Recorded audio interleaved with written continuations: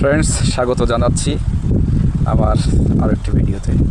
আপনারা যেটা দেখতে পাচ্ছেন এটা কিন্তু ফণী মনসা ফুল, আর এটা হচ্ছে ফণী মনসা গাছ। মোটামুটি সবাই চিনে থাকেন, শুষ্ক অঞ্চলে বেশি হয়ে থাকে। এটা মোটামুটি বিশ্বের বিভিন্ন দেশে দেখা যায়।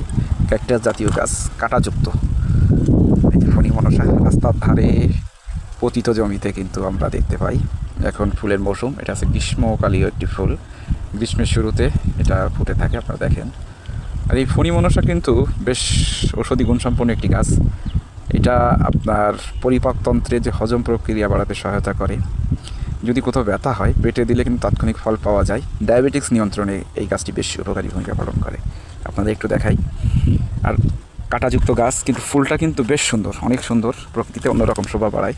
একটু দেখাই, এটা হচ্ছে ফণী মনসা ফুল। এই দেখেন, অপূর্ব অসাধারণ ফুল। অনেক কীটপতঙ্গ আছে, বিশেষ করে পিঁপড়া জাতীয় মৌমাছি ভোরবেলায় মধু আহরণ করেছে এই গাছ থেকে। এটা হচ্ছে ফণী মনসা ফুল। এটার অতটা স্বাদ, কিন্তু এটার কিন্তু গন্ধ অতটা নাই, তবে ফুলটা অত্যাধিক রকমের সুন্দর, হালকা হলুদ, চমৎকার।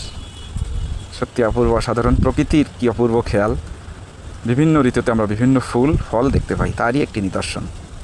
ধন্যবাদ সবাইকে।